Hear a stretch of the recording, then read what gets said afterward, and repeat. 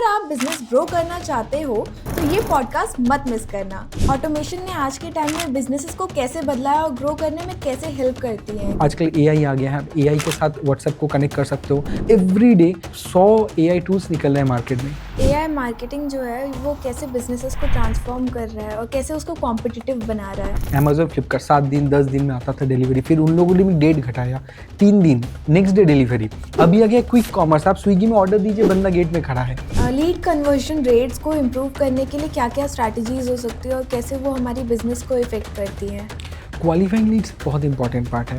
How much interested the person is, पर आपको एक बार न एक बार कहीं ना कहीं ख्याल आ गया, अरे हाँ उन्होंने कॉल किया था, चलो एक बार देख लेते हैं। बार बार फॉलो अप कभी नेगेटिव इम्पैक्ट रखता है, कभी पॉजिटिव इम्पैक्ट भी रखता है। Welcome to the podcast. आज के हमारे गेस्ट का सपना है कि हर बिजनेस अपने ऑपरेशंस को खुद ऑटोमेट करे, सेल्स बढ़ाए और अपने बिजनेसेस को ग्रो करे। इस विजन को उन्होंने अपना मिशन बना लिया है, जहां वो एसएमई और एमएसएमई बिजनेसेस को स्केल करने में मदद करते हैं। लेकिन ये सब कैसे पॉसिबल है? कैसे बिजनेसेस अपनी सेल्स और ग्रोथ को मैक्सिमाइज कर सकते हैं? इन्हीं टॉपिक्स पर हमने डिटेल में बात की है with Tamal Bagchi, founder and CEO of VTrue CRM. Stay tune for an insightful conversation. हमने उनसे डिस्कस किया कि कैसे सेल्स और मार्केटिंग को इफेक्टिवली ग्रो किया जा सकता है, अलग अलग बिजनेसेस के यूज केसेस और एग्जाम्पल के जरिए। उनके पेन पॉइंट और उनके सॉल्यूशन शेयर किए, जिससे आपको भी ये समझने का आइडिया मिलेगा कि कैसे अपने बिजनेसेस को स्केल करते हुए क्वालिफाइड लीड जनरेट की जा सकती हैं। अगर आप बिजनेस ग्रो करना चाहते हो तो ये पॉडकास्ट मत मिस करना। Enjoy the show. सर, सबसे पहला क्वेश्चन मेरा, ऑटोमेशन ने आज के टाइम में बिजनेसेस को कैसे बदला है और ग्रो करने में कैसे हेल्प करती हैं, कैसे वो लीड जनरेट कर सकते हैं? डिफरेंट तरीके से बिजनेसेस जो है बहुत तरीके से आजकल लीड जनरेट कर रहे हैं, कोई भी इंडस्ट्री का हो। तो मेनली जो पेन पॉइंट होता है कोई बिजनेस का, कहाँ पे क्वालिफाइड हम लीड जनरेट कर सकते हैं। जैसे मान लीजिए डिफरेंट डिफरेंट सोर्सेज आज बन गए हैं। बिजनेसेस जब ऑनलाइन में हम प्रमोट करते हैं, चाहे वो फेसबुक हो गया, इंडिया मार्ट हो गया, इंस्टाग्राम हो गया, जस्ट डायल हो गया, ये भी जो भी सोर्सेज हैं, लोग इनको इस्तेमाल करते हैं अपने बिजनेस के लिए लीड जनरेट करने के लिए। इसके अलावा भी उनके नीश के हिसाब से भी सेगमेंट बहुत इंपॉर्टेंट हो गए हैं। और ऑटोमेशन एक ऐसा इंपॉर्टेंट आज के समय पार्ट हो गया है जो आपको क्वालिफाई करने में हेल्प करता है अपने बिजनेस को। आपके पास कोई लीड आया, आपने उसके ऊपर काम किया और वो लीड के ऊपर आपने फॉलो अप करे, आपने क्लाइंट के साथ इंटरेक्शन करे और उसको डेटा को आप सही तरीके से मैनेज अगर आप कर पा रहे हो, उनको सही टाइम पे सही जगह पे अगर आप उनको फॉलो अप कर पा रहे हो, क्योंकि क्या होता है ह्यूमन एरर है, अगर हम कोई सही टाइम पे सही जगह में फॉलो अप नहीं कर पाते तो वो लीड छूट जाता है। तो इसलिए उस चीज़ का ऑटोमेशन बहुत आपको हेल्प करता है सामने वाली लीड को नर्चर करने में। ये बहुत ही इंपॉर्टेंट पार्ट है। और सर, इसका मार्केटिंग टूल्स के जरिए क्या फ़ायदा हो सकता है? जैसे मान लीजिए व्हाट्सएप वगैरह आजकल मार्केटिंग टूल आ गए हैं। व्हाट्सएप बहुत एक इम्पैक्टफुल टूल है, 98% प्लस ग्रोथ रेशियो है उसका, ओपन रेशियो है उसका। तो उसमें क्या होता है कि डेफिनेटली जब आप कोई भी यूज़र को टारगेट करते हैं, आपका ऑडियंस कैसे हैं, वो एक बहुत इंपॉर्टेंट पार्ट रोल रखता है। जैसे मान लीजिए मेरा अगर नीश है कि मैं कुछ ऐसे सेगमेंट में हूँ जहाँ पे मुझे मेरे प्रॉपर्टीज़ को प्रमोट करना है, या फिर मैं ट्रैवल बिजनेस में हूँ जहाँ पे मेरे में टूर्स को प्रमोट करना है। हर एक बिजनेस का एक टाइम फ्रेम भी होता है। जैसे मान लीजिए टूर वगैरह बिजनेस जो है वो मेजरली जो विंटर के वैकेशन है, बच्चों के वैकेशन उस समय बहुत बूम करते हैं, स्पेसिफिकली स्टार्टिंग फ्रॉम सितंबर अक्टूबर से लेकर अप टू मार्च तक चलता है ये सेगमेंट में। तो इस तरह के जो भी बिजनेसेस टाइम रहता है ना, उसमें लीड्स को फ्लो भी अच्छा रहता है क्योंकि लोग ढूंढते हैं वो चीज़। तो आप जब ऑटोमेट करते हो कोई भी बिजनेस को, कोई भी बिजनेस पे अगर आप सही लीड को चर्न करना चाहते हो तो आपको वो सेगमेंट के ऊपर बहुत फोकस रखना पड़ता है, जिससे आप सही तरह के लीड को आप अपने बिजनेस में ला पाओ और सही तरह के टारगेट ऑडियंस तक ऑटोमेशन के थ्रू से, मेरे पास कोई लीड आया मैं उसको ऑटोमेशन के थ्रू से रीच भी कर पाऊँ और उनको कन्वर्ट भी कर पाऊँ। ये पूरा सिस्टम के साथ जोड़ के आप कनेक्ट कर सकते हो, जिससे आपके फ्लो बहुत ऑटोमेट होते हैं। ओके सर, तो जो छोटे बिजनेसेस होते हैं वो बड़े प्लेयर से कैसे compete कर सकते हैं? देखिए, छोटे बिज़नेसेस जो हैं आज के समय में बहुत सारे ऑप्शंस आ गए हैं उनके लिए। पहले क्या होता था, बड़े प्लेयर्स के पास डेटा एक्सेस रहते थे, बहुत सारे टूल्स रहते थे जो उनको एक्सेस करने पड़ते थे या उनके पास होते थे। पर अभी क्या है, छोटे बिज़नेस के लिए भी बहुत सारी टूल्स आ गई हैं जो उनको ईज़ी करता है उसके साथ डिफरेंट तरीके से कनेक्ट करने के लिए। जैसे मान लीजिए कोई भी ऑटोमेशन टूल उठा लो, कोई भी व्हाट्सएप के आप टूल्स उठा लो, मार्केट में बहुत सारे टूल हैं, मैं किसी का स्पेसिफिकली नाम नहीं लेना चाहूँगा, पर उनको आप ले सकते हो जिससे आप अपने पास अगर डेटा है, जैसे आप कोई भी एक बिज़नेस में हो, चाहे आप ऑनलाइन बिज़नेस में हो या चाहे आप B2B में हो, B2C में हो, सभी तरह के बिजनेस के लिए आजकल टूल्स अवेलेबल है जहाँ पे आप अपने कस्टमर डेटा के साथ उसको बढ़िया सा भी यूज़ कर सकते हो। आप पुराने आपके पास कस्टमर हैं, उनको आप फॉलो अप कर सकते हो, उनको आप ग्रीटिंग्स भेज सकते हो, उनको आप डिफरेंट डिफरेंट तरीके के अपडेट्स भेज सकते हो, आपके कुछ ऑफर्स आ गए। तो इस तरह से क्या होता है ना, वो अपने क्लाइंट के साथ भी कम्युनिकेट करते रह सकते हैं। जैसे आजकल आपने देखा होगा ज्वेलरी बिजनेस को लेके चलते एग्जांपल, तो वो लोग क्या करते हैं डिफरेंट डिफरेंट टाइम में, आपने भी नोटिस किया होगा, हमें मैसेजेस आते हैं। ये हमारे कोई एक पर्टिकुलर, मैं किसी का नाम नहीं ले रहा हूँ, पर कोई एक पर्टिकुलर ज्वेलरी कंपनी वो आपको कॉल करता है, hello ma'am, happy birthday to you, आज के आप अगर चाहें हमारे स्टोर को विजिट कीजिएगा। तो इस तरह के जो ग्रीटिंग प्रोसेसेस है ना, वो कहीं ना कहीं आपके साथ खेलते हैं ताकि आपको वो नर्चर कर पाए। वो तो ऐसा नहीं कि आपके डिटेल को वो अलग से वो पर्सन नोट करके रखे हैं, वो उनके सिस्टम में उन्होंने इस तरह से फीड किया हुआ है ताकि उनको वो अलर्ट आ जाए।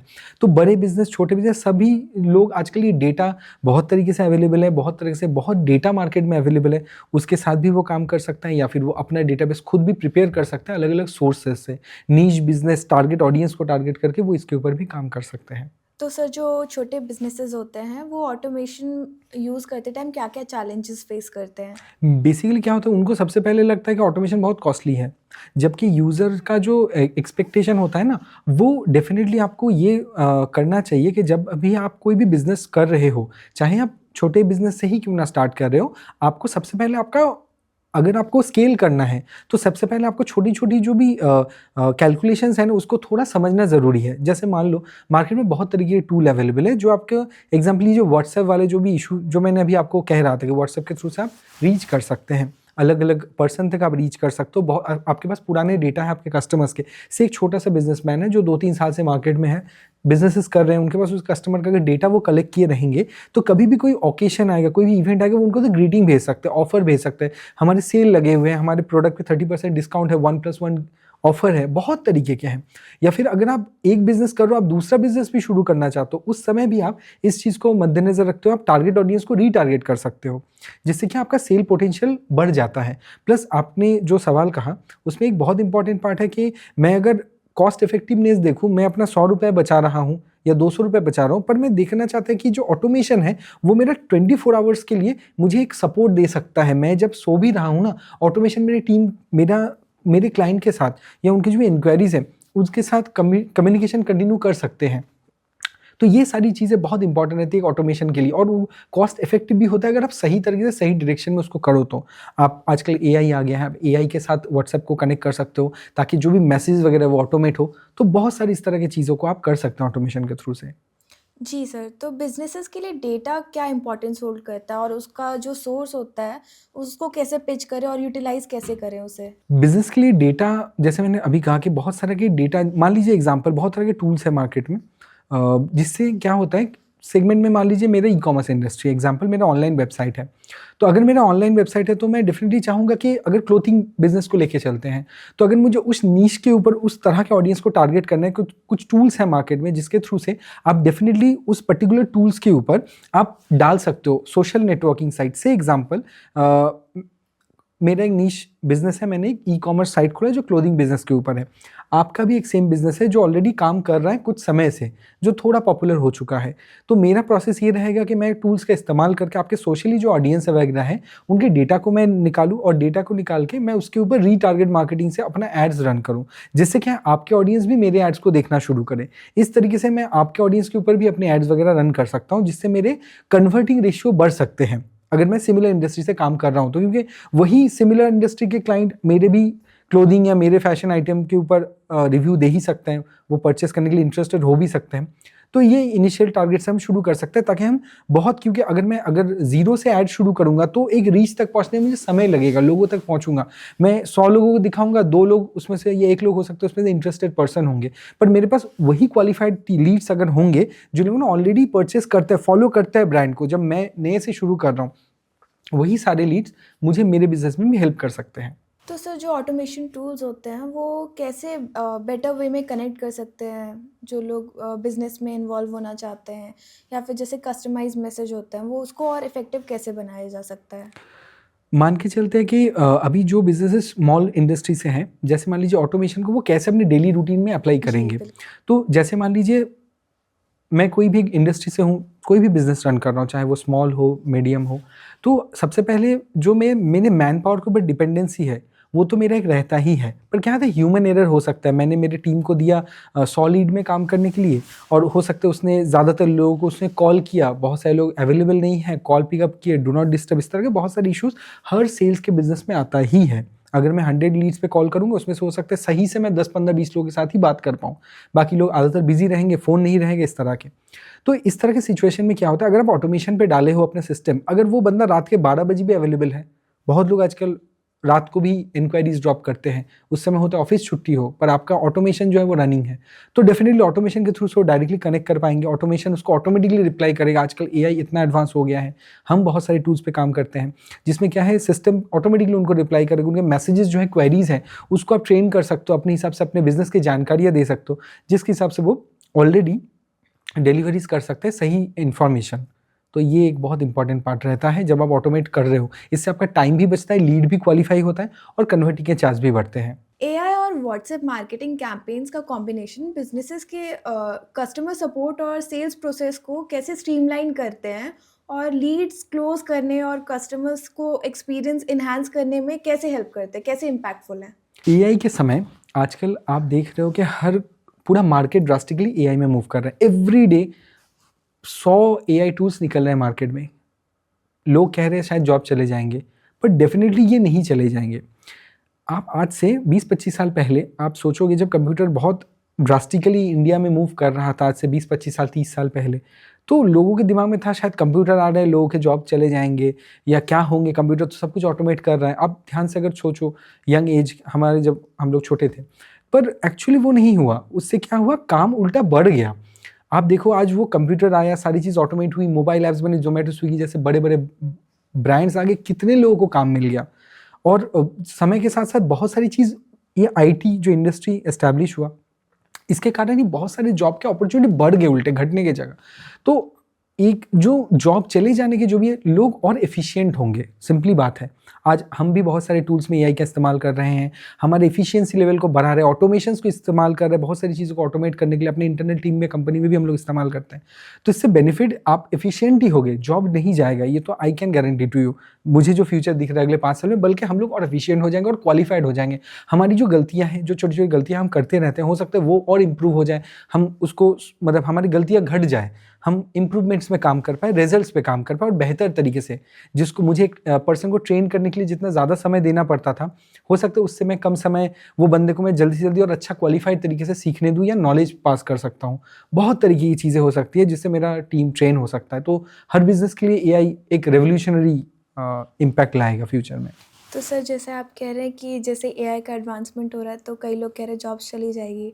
मैंने खुद सुना, मेरे फादर भी कहते हैं एआई एआई आ रहा है, तुम क्या करोगी, तुम्हारी जॉब भी चली जाएगी, एआई एंकर आ गई तो सर उस चीज़ को कैसे टैकल करें, वो माइंडसेट को कैसे टैकल करें? नहीं, अभी क्या है ना, अभी वो हाइप आ गया है मार्केट में, तो आपको सिंपली क्या करना है, आइदर डेफिनेटली एआई के साथ आपको कनेक्ट हो जाना पड़ेगा, भले ही आप कोई भी इंडस्ट्री से हो। जैसे आप देखोगे पहले के समय, आज से 20 साल पहले, जब बैंकिंग सेक्टर की बात कर लो, एसबीआई से लेके कोई भी बैंकिंग सेक्टर, वहाँ पे जो पर्सन्स थे, उनको कंप्यूटर आता नहीं था 20-25 साल पहले, उनको सीखना पड़ा, उसमें एडाप्टेशन में चलना पड़ा, क्योंकि मेरे नौकरी के लिए वो इंपॉर्टेंट पार्ट रख रहा है, मुझे अकाउंटिंग वगैरह सब कुछ वहाँ पे ही करने हैं, तो इसके लिए वो लोगों को सीखना पड़ा। तो एआई भी आपको सीखना ज़रूरी है, आप यंग पर्सन हो या आप कोई भी एज में हो आज के ग्रुप में, क्योंकि वो फ्यूचर है, रेवोल्यूशनरी चीज़ है, जो आपको अपने बिजनेस कर रहे हो, जॉब कर रहे हो, आप स्टूडेंट हो या आप कोई भी माइंडसेट, मतलब कोई भी एज ग्रुप सेगमेंट में हो, आपके लिए वो बहुत एक अच्छा, आपके लिए स्किल बन जाएगा। अगर आप कोई भी से चैट जीपीटी या कोई भी तरह का, अगर आप प्रॉम्प्ट इंजीनियरिंग में, प्रॉम्प्ट इंजीनियरिंग तो बहुत लोग समझ लेते हैं बहुत ही कॉम्प्लिकेटेड एक चीज़ है, जबकि उसके छोटे छोटे कोर्स आपको यूडमी वगैरह कहीं पे भी मिल जाएगा। शायद 1000 रुपीज़ के कोर्सेज होंगे, आप आराम से घर पे बैठ कर उसको ट्रेन भी कर सकते हो। बट बात है इससे कि आपके स्किल ही ग्रो करेंगे। आप कहीं पे भी जॉब के लिए जाओ या कहीं पे भी आप मान लीजिए आप अपना बिजनेस ही क्यों ना शुरू करो, वो एक्सपीरियंस, वो जो चीज़ें आप सीखोगे ना, कैसे मैं इससे खुद को ट्रेन करूँ, कैसे, हम लोग भी अपने वर्क लाइफ में हम लोग करते रहते हैं कि मेरा एक कोई चीज़ है जो मुझे अपने वर्क में रिसर्च करने हैं, तो ये मेरे रिसर्च में हेल्प करता है, ना कि मेरे काम को सॉल्व करता है। ह्यूमन की जगह ही रहेंगे।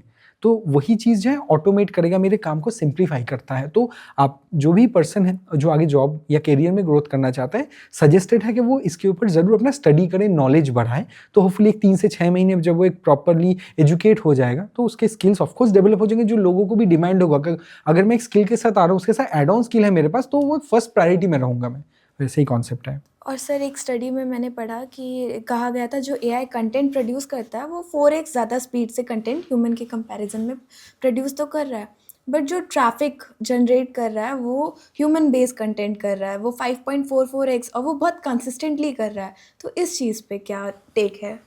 जो चैट जीपीटी जो रिजल्ट्स को या एआई जो रिजल्ट्स को आज डिलीवरी कर रहे हैं, उसमें एक इम्पॉर्टेंट पार्ट ये रखता है कि इससे हमारी एफिशिएंसी बढ़ रही है। से एग्जांपल मैं अगर कुछ समय पहले का बात करूँ, आज से कुछ सालों पहले तक का, हमारे जो कंटेंट डिवीजन में जो कंटेंट राइटर्स है, जो कंटेंट पे काम करते थे, पहले उनको रिसर्च करने में बहुत समय लगता था। मान लीजिए अगर 1-2 टॉपिक्स पे उनको लिखना पड़ा तो उनको कई घंटे लग जाते थे, उसके बाद रिसर्च करो, क्लाइंट के साथ मीटिंग करो, समझो, देखो, जानो, बहुत सारी चीज़ें करने में, बहुत सारी यूनिक निशेस भी आती रहती थी काम के समय में।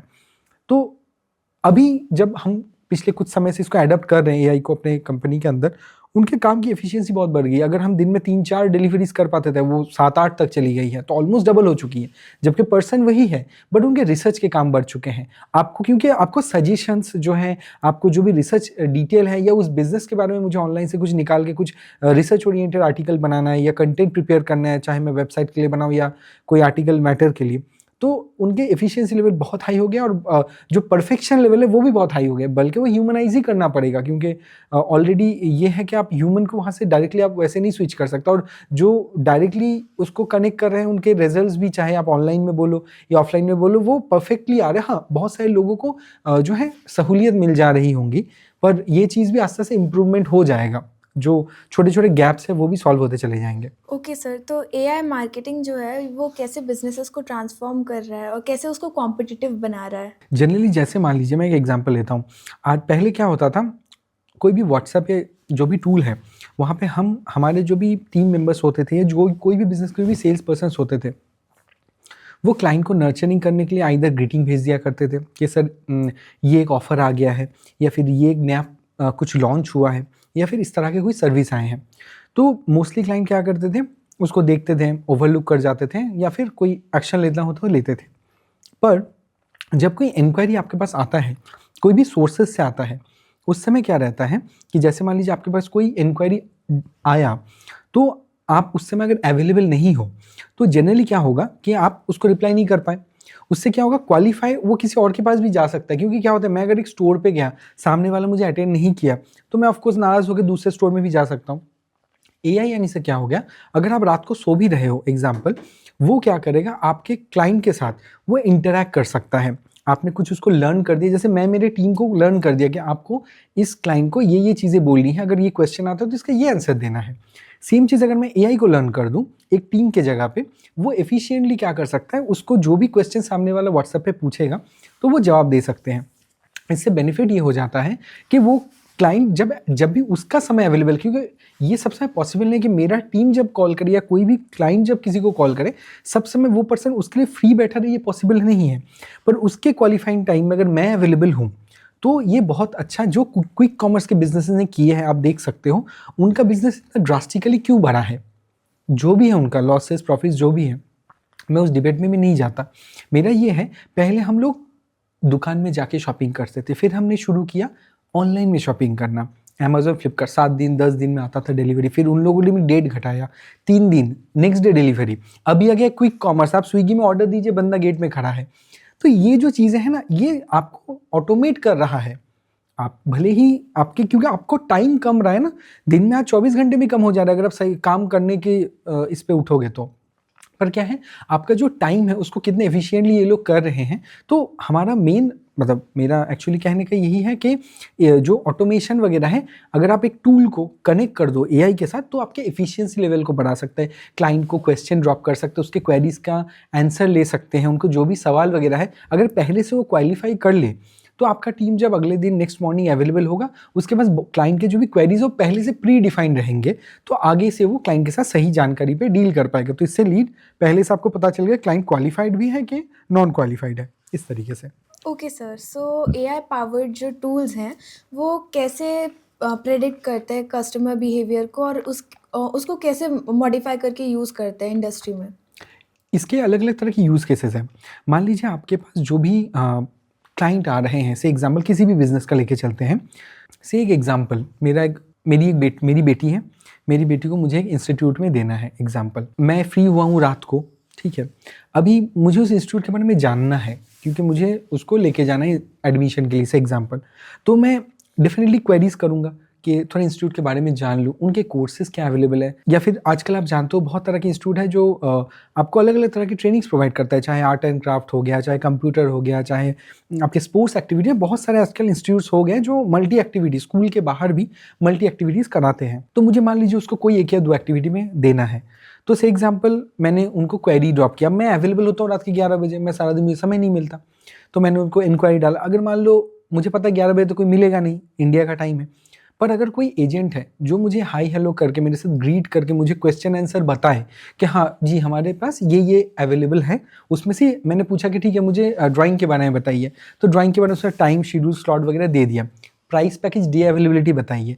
तो उसने मुझे सारी डिटेल्स जब प्रॉपर तरीके दे दी और पूछ लिया कि लास्ट में कि आप क्या एक मीटिंग बुक करना चाहते हो? मैंने कहा हाँ।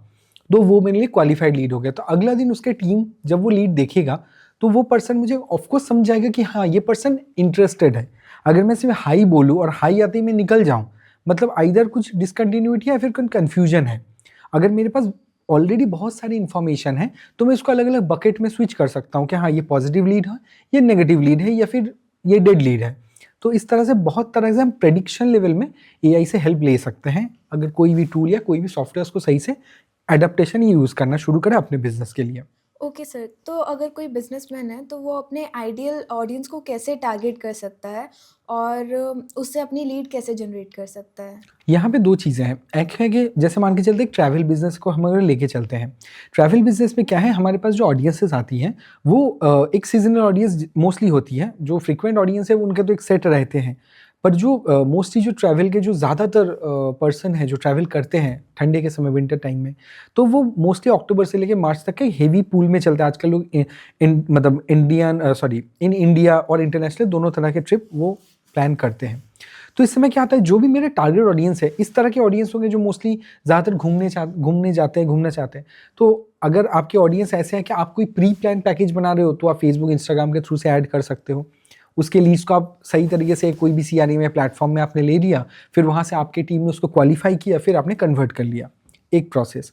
दूसरा प्रोसेस ये है कि अगर आपका कोई मार्केट प्लेस वगैरह के साथ अगर आपका कनेक्शन बना हुआ है, या बहुत तरह के टूल्स हैं, मार्केट प्लेसेस हैं, जहाँ पे आप ऑलरेडी अपने साथ टाई अप कर सकते हो एज ए एजेंट, और वहाँ से भी आपको लीड आ सकते हैं। तो इस तरीके के सोर्सेज आपको चाहिए।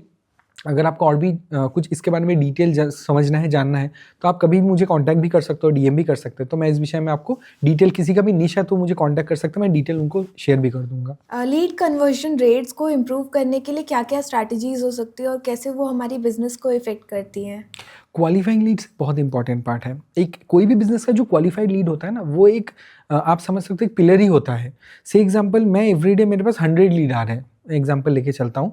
अब उस लीड को अगर मैं नर्चर नहीं कर पाऊँ, तो मुझे पता नहीं चलेगा कि वो अल्टीमेट गोल क्या होगा, वो लीड खत्म होकर किस एंड पॉइंट तक जाएगा। आइदर वो मेरे पास 100 लीड आए हैं, उसमें से जब मैं उस 100 लीड के साथ बात करूँगा या मैं कम्युनिकेट करूँगा, फिर मुझे पता चलेगा कि उसमें से कितने क्वालिफाइड लीड है, कितने डील्स हैं जिनके साथ मेरा काम बन सकता है। उसके बाद जब उनके साथ मेरा काम बात करना शुरू होगा, से एग्जांपल 25 लोगों के साथ मेरा अच्छे से बात हो रहा है 100 लीड में, 25 लोगों में से अगर 10 लोगों ने भी कन्वर्ट कर गए तो वो मेरे क्लाइंट बन गए। तो ये जो फ्लो जर्नी है ना, हर एक बिजनेस का कुछ प्री सेल्स रहते हैं, कुछ पोस्ट आफ्टर सेल्स रहते हैं, तो फ्लोज रहते हैं। तो आपको क्वालिफाइंग के लिए बेस्ट ऑप्शन है कि आप लीड्स के साथ नर्चरिंग जो है आपको करते रहना होगा, चाहे आप व्हाट्सएप के थ्रू से करो, एसएमएस, ईमेल, इन सारे सोर्सेज से करो, उनको फॉलो अप, आप रिकॉल वैल्यू एक प्रोवाइड करो, और उनके पास से जितना ज़्यादा जानकारी आप ले सको वो आप कलेक्ट करो, ताकि आपको लीड को समझ में आए कि how much interested the person is. तो ये आपको बहुत हेल्प करेगा कोई भी लीड को क्वालिफाई नर्चर करने में। और ऑफ कोर्स क्लाइंट को जो टाइम पे आप कह रहे हो कि फॉलो अप करना है, जिस समय जिस दिन में आपको फॉलो अप करना है, वो तो आपको एक प्रॉपर मेंटेन करना है, ताकि वो उनके साथ आपका रिलेशन बना रहे, रिकॉल वैल्यू बना रहे। ओके सर, तो ये ऑटोमेशन टूल्स जो हैं वो नर्चरिंग प्रोसेस को कैसे स्ट्रीमलाइन करते हैं? जैसे मान लीजिए अलग अलग बिजनेसेस में बहुत तरह के सोर्सेज होते हैं। से एग्जांपल मैंने ऐड रन किया फेसबुक में, इंडिया मार्ट में, इंस्टाग्राम में, गूगल में या अलग मैजिक ब्रिक्स 99 एकर्स कोई भी प्लेटफॉर्म के साथ मेरा ऐड चल रहा है, कोई भी इंडस्ट्री से हो, डिफरेंट इंडस्ट्री के हिसाब से। तो जब मेरे पास लीड आता है तो अगर मैं कोई ऑटोमेशन फ्लो कोई भी टूल को इस्तेमाल करके अगर बनाऊँ जहाँ पे मैं डिफरेंट तरीके से उनके पास जब भी मेरे पास लीड मेरे पास आए तो एक व्हाट्सएप या एक ईमेल मैसेज, आजकल आपने देखा होगा अगर आप कोई भी वेबसाइट में या कोई भी ऐड वगैरह अगर आप फेसबुक वगैरह में देखते हो, इंस्टाग्राम में देखते हो, स्क्रॉल करते स्पॉन्सर्ड ऐड आता है, आपने वहाँ पे क्लिक किया, एक फॉर्म आ गया, आपने नाम नंबर वगैरह फिलअप किया, उनकी तरफ से आपको इंक्वायरीज आ गई। तो ये यहाँ आपको तुरंत जैसे आपने ड्रॉप किया तुरंत आपको व्हाट्सएप में मैसेज आ गया उनकी तरफ से, ईमेल में आपको कोई ग्रीटिंग या कुछ भी मैसेज आपको ड्रॉप हुआ। तो इस तरह के जो भी सेगमेंट है इसमें क्या होता है, ये अपने इंटरनली ऑटोमेशन फ्लो सेटअप कर रहे हैं ताकि जब भी आप उनको कुछ भी मैसेज ड्रॉप करो उनके साथ आपका एक अलग से एक कनेक्शन बन रहा है, ताकि डिफरेंट तरीके से वो उस लीड को आपके साथ आगे क्वालिफिकेशन कम्युनिकेशन करने के लिए वो यूज़ कर पाए। आगे से क्या होता है कि डिफरेंट तरीके से जब वो लीड को क्वालिफाई करते हैं तो इस तरह के जो मेथड्स हैं वो लीड को कन्वर्ट करने में, लीड को नर्चर करने में आपको बहुत हेल्प करता है। जब वो कंटिन्यू से एग्जाम्पल मेरा एक लीड का क्लोजर का एक टाइम फ्रेम है, एक कोई भी बिजनेस को पता होता है अगर वो हेवी बजटेड कुछ डिसीजन है, जैसे मुझे प्रॉपर्टी खरीदना है तो मुझे 2-3 महीने कभी कभी लग जाते हैं सोचने में कि वो प्रॉपर्टी मुझे लेनी है, उसके क्या बजट है, क्योंकि वो बड़ा प्राइसी डिस्कशन है, बड़ा प्राइसी थॉट है, उसमें टाइम लगता है क्लाइंट को कन्वर्ट करवाने में। पर अगर वो कोई छोटा कोई डिसीजन है, जैसे मुझे क्लोथ लेना है, टी शर्ट लेना है, शर्ट लेना है, कुछ भी ड्रेसेस लेना है, तो मैं शायद उतना ज़्यादा डीपली ना सोचूं क्योंकि ठीक है एक छोटा अमाउंट है, मैं ट्राई कर सकता हूँ, इधर वो अच्छा होगा या नहीं होगा। पर यहाँ पे क्या है, अगर आप कोई, तो ये डिसीजन भी बहुत मैटर करता है। तो जो भी बिजनेस है उसको सही तरीके से कंसल्टिंग के साथ या प्रॉपर टीम के साथ डिस्कस करके कि मेरे लीड को कन्वर्ट होने में कितना समय लग सकता है, या अपनी इंटरनल टीम के कि ये कन्वर्टिंग टाइम में हो सकता है 15 दिन से 1 महीना लगे या फिर 3 महीना लगे, वो डिसीजन में बेस करके वो अपने फ्लोज बना सकते हैं। वो ऑटोमेशन फ्लोज ही उनके बिजनेस को नर्चर करने में या क्लाइंट के साथ फॉलोअप या नर्चरिंग सेगमेंट को जनरेट करने में हेल्प कर सकता है। ओके सर, तो पर्सनलाइजेशन का क्या रोल रहता है लीड को जनरेट करने में, और लाइक बिजनेसेस इसको कैसे इम्प्लीमेंट कर सकते हैं? ये एक अच्छा क्वेश्चन है। देखिए, अगर मैं एग्ज़ाम्पल, आपको ज्वेलरी पसंद होगा, तो मान लीजिए आप कोई ज्वेलरी शॉप में गए हो और आपने विज़िट किया, से एग्ज़ाम्पल आपने कुछ एक नेकलेस लिया या फिर आपने अपने पसंद के लिए एक रिंग लिया, कुछ भी जी। से एग्ज़ाम्पल ब्रेसलेट लिया। तो अभी मान लीजिए आपका बर्थडे आ रहा है और आपके बर्थडे में अगर उस सेम डे मॉर्निंग में अगर कोई आपको ग्रीट करता है, से एग्जांपल हाय, आपका नाम लेता है और आपको बोलता है मैम आज आपका बर्थडे है, wish you a very happy birthday, और उसके साथ आपको अगर कुछ भी हो आपके बर्थडे के दिन में हम आज को फ्लैट 10% 20% डिस्काउंट देंगे ऑन मेकिंग चार्जेस। ये बहुत कॉमन है। तो इसमें क्या होता है ना, रिकॉल वैल्यू बना आपको, बाकी ज्वेलरी सारे ने आपको कॉल नहीं किया, आपको एक पर्टिकुलर ज्वेलरी शॉप ने कॉल किया, तो इससे रिकॉल वैल्यू बनता है। तो यहाँ पे क्या हुआ एक्चुअली सिनेरियो में, जो आपने ज्वेलरी पर्सन के साथ जो आपका कॉल आया उससे आपका रिकॉल वैल्यू बना, आपको पर्सनलाइज फील हुआ।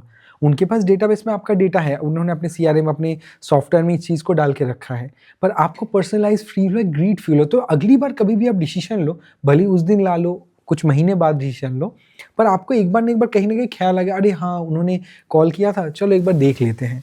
अगर आप नेक्स्ट नया कोई ट्राई नहीं करना चाहते हो तो रिकॉल वैल्यू बहुत एक इम्पैक्ट रखता है किसी भी को, अगर आप सामने से उसको उसके नाम से या उसको रिकॉल वैल्यू के साथ अगर आप उसको फॉलो अप करते हो तो। ओके सर, तो टाइमली और इफ़ेक्टिव फ़ॉलो-अप को हम कैसे इंश्योर कर सकते हैं? और इसके ऐसे मतलब कि जो हमारा कस्टमर है वो ओवरवेल्म भी ना हो? हाँ, यहाँ पे देखिए, जो आपको टाइमली फ़ॉलो-अप करना है वो तो आपको रखना बहुत ज़रूरी है, क्योंकि सेल्स में वो तो एक इम्पॉर्टेंट पार्ट है। जब हम भी कोई जैसे हमारे बिज़नेसेस में भी या हमारे डील्स में भी हम क्लाइंटों को फ़ॉलो-अप करते हैं, या हमारी टीम्स जब कम्युनिकेशन करती है, कोई भी टीम करती है, तो उसमें क्या है, क्लाइंट को जो आपने एक्सपेक्टेशन दिया है या आपने कहा है मैं मंडे इतना बजे कॉल करूँगा, तो उस समय में उनको एंश्योर करना होता है कि वो सही टाइम पे क्लाइंट को कॉल करे, क्योंकि उन्हें कमिटमेंट किया। अब क्लाइंट अवेलेबल हो नहीं अवेलेबल हो वो तो दूसरी बात है, मैं उस पे बात नहीं करता। पर सेल्स पिच में जब आप जा रहे हो, किसी भी क्लाइंट के साथ कम्युनिकेट कर रहे हो या उनको टाइम दे रहे हो, तो उस चीज़ को एंश्योर करना बहुत इंपॉर्टेंट होता है, क्योंकि वो एक परफेक्ट चीज़ होता है जिससे सामने वाला भी समझता है कि हाँ, इन्होंने एक टाइम दिया, मतलब they are very much into this, कि उन्होंने मुझे एक टाइम दिया और वो उस टाइम पे अवेलेबल है। मतलब दे आर एक्चुअली, मतलब अगर हो सकता है कि मैं उनसे सर्विस लूँ या कोई भी मैं प्रोडक्ट परचेज़ करूँ या कोई भी मैं फ्यूचर में डिसीजन लूँ, तो हो सकता है they will be connected with me. तो वो एक बहुत इंपॉर्टेंट मैटर रखता है। और बार-बार फ़ॉलो अप कभी नेगेटिव इम्पैक्ट रखता है, कभी पॉजिटिव इम्पैक्ट भी रखता है। फॉलोअप अगर आपको सही से नहीं कर पाए कोई भी लीड को, आप भी फॉलोअप कर रहे हो कि दूसरा पर्सन भी फॉलोअप कर रहा है, उस ऐसा एक मोमेंट होता है ना जहाँ पे आपने शायद 4 बार फॉलोअप किया, एक पर्सन ने 2 बार फॉलोअप किया, उसका ही लीड क्लोज हो गया। तो फॉलोअप तो एक बहुत इम्पैक्ट रखता ही है किसी भी सेल्स क्लोजर में। और कभी भी आपको हाइपर नहीं हो सकते आप, आपको बहुत कामली बात करने हैं। क्लाइंट के इश्यूज पॉइंट्स कुछ है उसको समझो, सुनो, क्लाइंट सुनेगा आपकी बात। अगर आप जेन्युइनली बता रहे हो, कोई भी क्लाइंट ऐसे नहीं जाते हैं या कोई भी क्लाइंट नेगेटिव नहीं होता है। सारे लोगों को ही काम करने हैं, सभी हम भी काम कर रहे हैं, बहुत सारे लोग ही काम करने हैं। पर अल्टीमेटली उनके अगर जो पेन पॉइंट है ना, आप उनको सुनो, समझो, जानो। बहुत सारे बिजनेस के डाउनफॉल क्यों आ जाता है? क्योंकि वो कम्युनिकेशन नहीं करते, जो एक बड़ा ही गंदा प्रोसेस है। हमारी टीम को हमने इस तरह से अलाइन किया है, हो ही सकता है ऊपर नीचे, पर हर पर्सन अवेलेबल रहता है क्लाइंट के साथ बात करने का। तो ये बहुत एक ज़रूरी चीज़ है जो हर सेल्स पर्सन को अपने मतलब जहन में डालना है कि मुझे बात करनी है। क्लाइंट अवेलेबल है, हाँ हो सकता है कुछ चीज़ें हो, डिले हो, अभी नहीं हो रही हो, उनको बता दो, टाइम पूछ लो, they will definitely give. I am not sure कि कौन से बिजनेस को कैसा चल रहा होगा, पर इन जनरल अगर आप एक सॉफ्ट कम्युनिकेशन में हो तो बहुत अच्छा इम्पैक्ट रखता है। Well answered sir. सर इसी के साथ नेक्स्ट बहुत इंपॉर्टेंट क्वेश्चन है, जैसे मल्टी चैनल मार्केटिंग को हम इंटीग्रेट कैसे करें ताकि ज़्यादा से ज़्यादा लीड जनरेट हो। यहाँ पे अगर मार्केट में क्या है, आप जानते हो आजकल बहुत सारे सोर्सेज आ गए हैं। ईमेल है, एसएमएस है, व्हाट्सएप है, बहुत तरह के सोर्सेज ऑलरेडी मार्केट में हैं। ज़्यादातर इम्पैक्टफुल है व्हाट्सएप अभी जो चल रहा है करंट स्टेज में। इसके अलावा आईवीआरस है, जब कॉल ब्रॉडकास्टिंग आप देख रहे हो, जैसे बहुत सारे आप देख रहे होंगे अचानक से ट्रेडिंग कंपनीज हैं जो अपने प्लान्स बेचने के लिए ऑडियो रिकॉर्डेड कॉल्स आते हैं, प्री रिकॉर्डेड कॉल्स आते हैं, फिर आपका व्हाट्सएप में मैसेज आते हैं, आपको ग्रीटिंग हुआ, कुछ भी अपडेट्स हुआ, उनके अपडेट आते हैं। तो इस तरह के जो भी प्रोसेसेस हैं, इस तरह की जो भी मार्केटिंग टेक्निक्स हैं, ये यूज़र को कनेक्ट करने के लिए ही बनी हुई है। तो आप जितने सोर्सेज से लोगों के पास कनेक्ट कर पाओगे, लोग उतने ज़्यादा आपको रिकॉल करेंगे। प्लस जो एडवर्टाइजमेंट्स भी हैं, टारगेट ऑडियंस को आपने एक ऐड दिखा दिया और आपने फिर उसी प्रोडक्ट को आप अभी जब आप रीटारगेटिंग कर रहे हो, अगर आप गूगल में से कोई वेबसाइट में चले गए या आप दूसरे कोई वेबसाइट ब्राउज कर रहे हो, वहाँ पे ऐड में भी वो ऐड आपको दिखेगा। से एग्जांपल, मैं कोई भी एक कंपनी का वॉच सर्च कर रहा हूँ या फिर कोई भी एक ब्रांड का मैं कोई भी एग्जांपल वॉच सर्च कर रहा हूँ कोई भी एक ब्रांड का। अगर मैं सर्च किया, उसके बाद मैं निकल गया वहाँ से, पर जब मैं दूसरे कोई वेबसाइट ब्राउज करूँगा या वही वेबसाइट दोबारा ब्राउज करूँगा, तो वो ऐड मुझे अलग अलग जगह में ज़रूर दिखना शुरू हो जाएगा, उसके रिलेटेड प्रोडक्ट दिखेंगे। It's called retargeting. तो हम जितना अच्छे से रीटारगेटिंग कर पाएंगे, ऑडियंस तक पहुँच पाएंगे, उतना अच्छे से हम उन तक हमारे प्रोडक्ट भी पहुँचा पाएंगे और उससे उनका क्या होगा और उनके जहन में हम उतरेंगे, ब्रांड वैल्यू इम्पैक्ट करेगा, उससे क्लोजर बहुत अच्छे से होता है। तो मल्टी चैनल तो बहुत अच्छा आज के समय में, अगर आप सही तरीके से उसे यूज़ कर पाओ तो। सर हमें जितनी भी बिजनेसेस की लीड मिलती है उनको साथ में इंटीग्रेट करके और उनको लॉन्ग टर्म कस्टमर हम कैसे बना सकते हैं? आपको सबसे पहले ये इंश्योर करना पड़ेगा कि लीड्स जो आपके पास रहे वो क्वालिफाइड रहे, पहली बात। हो सकता है बहुत सारे लीड आपके पास आते होंगे जो अनक्वालिफाइड है, उसको आपको पहली बात फ़िल्टर आउट करके जो जंक लीड है उसको आपको रिमूव कर देने हैं। आपका टीम या आपको वो उस चीज़ पे ऊपर काम करनी है। अगर आपका सिस्टम जो है ऑटोमेट नहीं है, तो ऑटोमेशन पे है तो वो तो खुद ब खुद इस चीज़ को आपको प्रेडिक्ट करता रहेगा, स्कोर्स दिखाता रहेगा और रिमूव करता रहेगा। और लीड्स के क्वालिफाइड लीड्स अगर आपके पास है, उसको आप अगर सही तरीके से नर्चर कर सकते हैं आपके upcoming promos, marketing, reels, ads के लिए, तो वो आपको डेफिनेटली एक अच्छा रिजल्ट लाके देख सकते हैं, क्योंकि वो ऑलरेडी आपसे सर्विस या प्रोडक्ट ले चुके हैं।